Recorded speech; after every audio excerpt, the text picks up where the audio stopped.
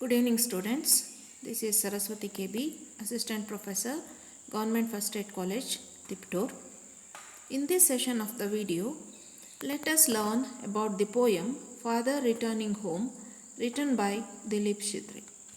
Dilip Purushottama Chitre was a notable Indian versatile poet, critic, painter, magazine columnist, and a filmmaker of the modern era. He was one of the most important figures behind the Little Magazine movement of the 60s in Marathi. He has also edited an anthology of Marathi poetry. He is the two-time winner of the Sahitya Akademi Award and a World Poetry Congress speaker. Father Returning Home by Dilip Chitre is probably the most famous poem by this Indian poet. He lived and taught in Ethiopia and the USA and participated in the University International Writing Program. Exile, alienation, self-disintegration and death are the major themes in Chitre's poetry. His poems are modern as they reflect cosmopolitan culture and an urban sensibility and uses oblique expressions and ironic tones. Father Returning Home brings to life the stark picture of a lonely and neglected man and his monotonous existence. It is an autobiographical poem where the poet shows the loneliness and world weariness of an old man in the modern society by depicting a picture of his own father returning home from work. The poem is a true account of the poet's father, Purushottama Chitre's life in 1957 when they moved from Baroda to Mumbai. The poem is expressive of the poet's feeling for his father at a later stage. He realized how neglected and uncared for his father was even after being the lone bread earner for the family. The poem Father Returning Home goes beyond its autobiographical significance. It is an account of any old man who does the hard work for his family but leads a monotonous life where no one is there to take care of him, to converse with him, or to understand his feelings. The poem is in the first person narrative where the poet speaker narrates how his father returns home and what he does thereafter.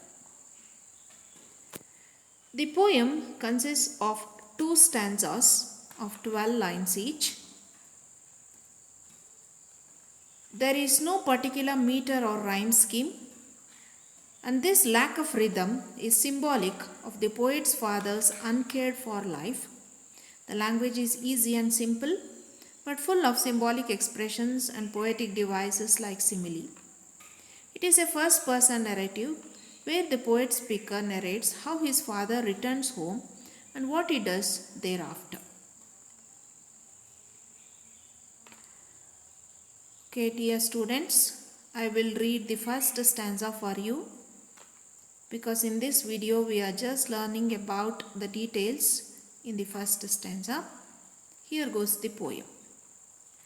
My father travels on the late evening train, standing among silent commuters in the yellow light. Suburbs slide past his unseeing eyes. His shirts and pants are soggy and his black raincoat, stained with mud, and his bag stuffed with books is falling apart. His eyes, dimmed by age, fade for homeward through the humid monsoon night. Now I can see him getting off the train like a word dropped from a long sentence. He hurries across the length of the grey platform, crosses the railway lane, enters the lane. His chappals are sticky with mud, but he hurries onward. The poem begins with a description of The father traveling home. The father is traveling in a late evening train after finishing his work. The father is standing among the silent passers-by besides the yellow light inside the train compartment. The passengers are silent. They are not friendly to talk with other passengers. The suburbs are sliding past the moving train, and the father is not interested in looking at them. The poem begins with a speaker's description of his father traveling home. The father is traveling in a late evening train after finishing his work for the day. Late evening train may indicate how long the father works so that it regularly gets that late for him to return home. The father is standing among the silent passengers in the yellow light inside the train compartment. This line is indicative of his sufferings during the journey. After working so hard, he is returning home standing on the footboard as he doesn't get a seat there to relax. The silent commuters are not friendly enough to converse with him or among themselves.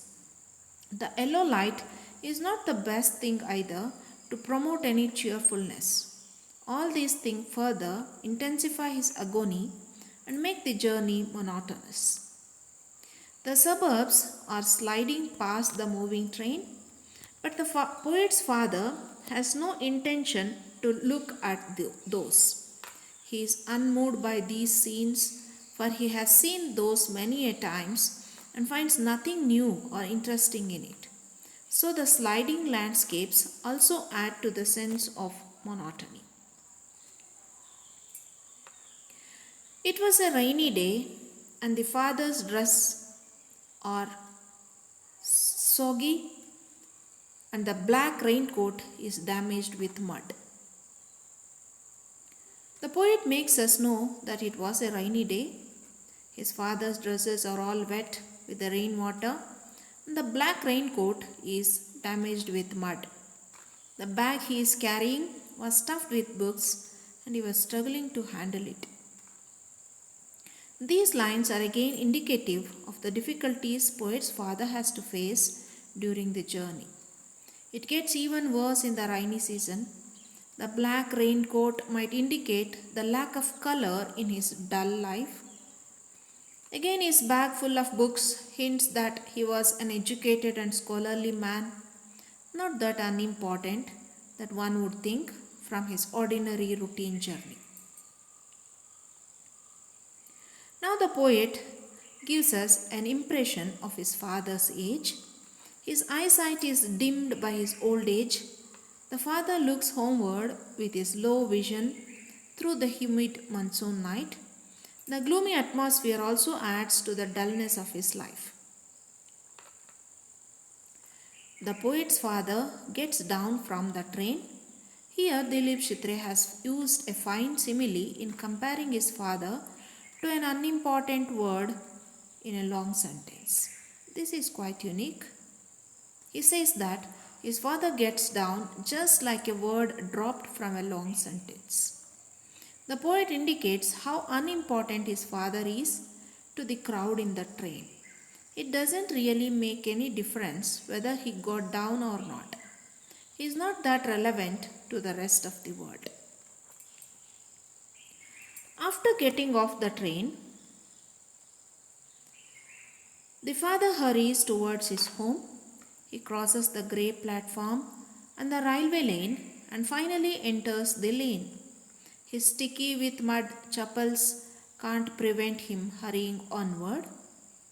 The poet has used the word hurries twice to bring in a sense of escapism from the dull, humid atmosphere, grey platform and muddy streets where no one would care for him. He just wants some solace at his own home. Okay, this is the line-by-line explanation of the first stanza. Now let us analyze this stanza.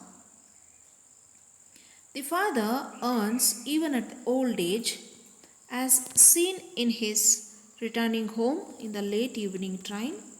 He is the sole earning member of his family. The poet describes the difficulties of train journey. The father has to stand on the footboard and no one offers him seat. The yellow light in the compartment intensify the agony and the journey is monotonous. The sliding landscape does not interest the father. These also indicate the sense of monotony. The journey gets worse in rainy season. The father is an educated man and the black coat indicate lack of any cheerfulness in his dull life. The gloomy atmosphere add to the dullness of life. The father gets down from the train is not at all important to the crowd. He is not at all relevant to the world. The father hurries back with a hope of acceptance by the family. Thus, in the first stanza, the poet explains the experience of the father in the outer world. He expects something new or is hopeful about his treatment in the family. That will be discussed in the second stanza in the next video. Thanks for watching the video.